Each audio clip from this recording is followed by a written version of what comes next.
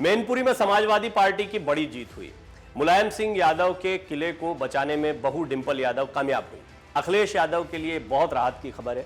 शिवपाल यादव और अखिलेश यादव का साथ आना यह भी समाजवादी पार्टी कार्यकर्ताओं को भा रहा है। लेकिन हम बात मैनपुरी की नहीं कर रहे हैं, हम गुजरात की कर रहे हैं, क्योंकि मैनपुरी के साथ में गुजरात में भी समाजवादी पार्टी ने एक झंडा गाड़ दिया। लेडी डॉन के बेटे ने वहां पर उन्हें जीत दिला दी। तो गुजरात में भी समाजवादी पार्टी की जीत हुई है।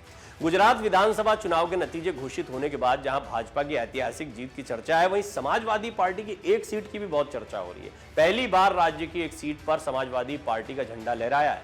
उत्तर प्रदेश के पूर्व मुख्यमंत्री अखिलेश यादव की पार्टी को पोरबंदर जिले की कुटियाना सीट पर जीत हासिल हुई है।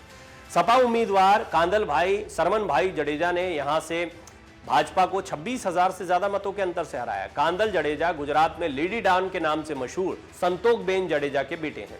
गुजरात में कुटियाना 84 विधानसभा पर सपा प्रत्याशी कांदल भाई सरमन भाई जडेजा ने जीत दर्ज की। जडेजा को 60,163 वोट मिले। कांदल भाई का मुकाबला भाजपा उम्मीदवार ढेलीबेन मालदे भाई ओदेदारा और आम आदमी पार्टी के भीमा भाई दाना भाई मकवाना और कांग्रेस के नाथा भाई भूरा भाई ओदेदरा से था।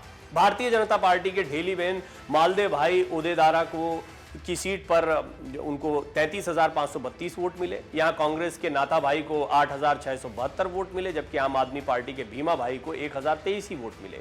गुजरात में सपा उम्मीदवार की जीत पर अखिलेश यादव बहुत खुश हैं। निश्चित तौर पर यह बड़ी जीत है, कम से कम एक मौका है खुशी मनाने का समाजवादी पार्टी के लिए। गुजरात में सपा की जीत पर पार्टी प्रमुख अखिलेश यादव ने प्रतिक्रिया दी।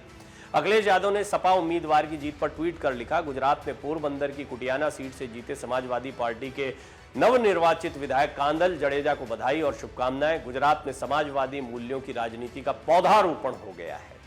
गुजरात चुनाव में किसे कितनी सीटें मिली हैं वो भी बता देते। देखिए, आम आदमी पार्टी ने यहां पर जबरदस्त तरीके से चुनाव लड़ा। समाजवादी पार्टी की कोई चर्चा नहीं थी, लेकिन ये सीट काफ़ी चर्चित थी क्योंकि संतोखबेन जडेजा के बेटे सीट से लड़ रहे थे। लेडी डॉन के नाम से संतोखबेन मशहूर है, तो ऐसे में सभी की निगाहें थी और ये उनका अपना वर्चस्व देखने को मिलता है, यानी इंडिविजुअली उनकी अपनी ताकत इस क्षेत्र में सीट पर बहुत बड़ी थी। लेकिन उन्होंने समाजवादी पार्टी को चुना या समाजवादी पार्टी ने उन्हें चुना, ये भी रणनीतिक रूप से एक अच्छा फैसला माना जा रहा है।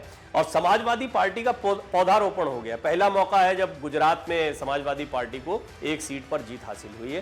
निश्चित तौर पर एक बड़ा मौका है। जैसे आम आदमी पार्टी है, उसे 5 विधायक मिले हैं और अच्छा खासा वोटिंग परसेंटेज मिला है। इसको लेकर आम आदमी पार्टी खासी उत्साहित है, तो वो अपनी बड़ी कामयाबी देख रही है।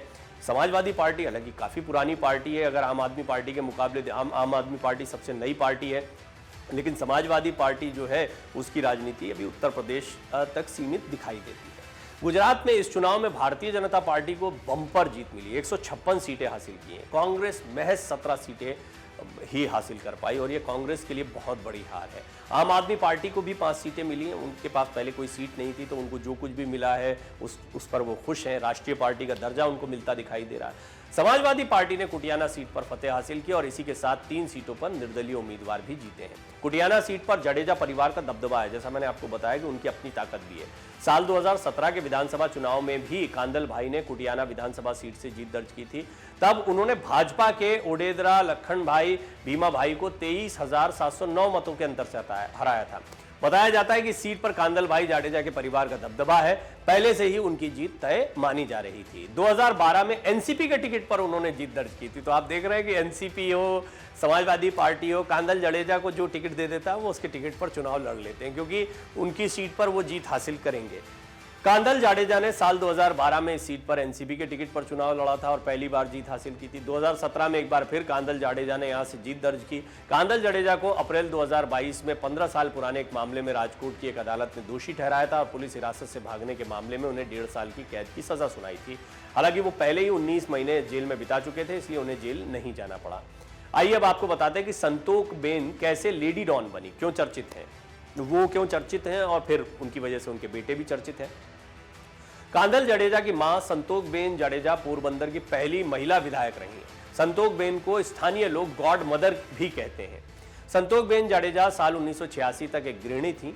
दिसंबर 1986 में एक गिरोह ने उनके पति की हत्या कर दी। इस घटना के बाद संतोखबेन ने हत्यारों से बदला लेने के लिए अपराध की दुनिया में कदम रखा। इस तरह की कहानी चलती और फिर वो लेडी डॉन बन गई।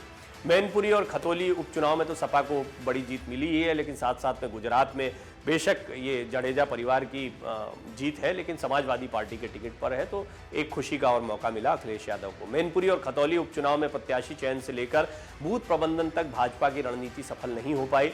सत्ता, संगठन और संसाधनों के बावजूद मैनपुरी की रिकॉर्ड हार और खतौली सीट से हाथ से छीनने से भाजपा को झटका लगा है। लेकिन करीब 4.5 दशक से सपा और मोहम्मद आजम खान का अभेद्य गढ़ रहा रामपुर जो है, वहां भगवा परचम फहराने में भाजपा कामयाब रही है। मैनपुरी लोकसभा और खतौली और रामपुर विधानसभा सीटों के उपचुनाव के नतीजे 2024 की चुनावी बिसात भी बिछाएंगे, ऐसा भी माना जा रहा है। विपक्ष के बीच सपा का महत्व तो बढ़ेगा ही, साथ ही भाजपा, कांग्रेस और बसपा की चुनौती भी बढ़ेगी। हालांकि भाजपा के लिए सुकून की बात यह है कि उसने सपा के दिग्गज चेहरे आजम खान का किला ध्वस्त कर भगवा परचम फहरा दिया। अगर आप ये वीडियो YouTube पर देख रहे हैं तो हमारे चैनल को सब्सक्राइब करें और बेल आइकन को दबाना ना भूलें। अगर आप Facebook पर ये वीडियो देख रहे हैं तो हमारे पेज को लाइक करें। डाउनलोड करें अमर उजाला ऐप और पाएं खबरें लगातार।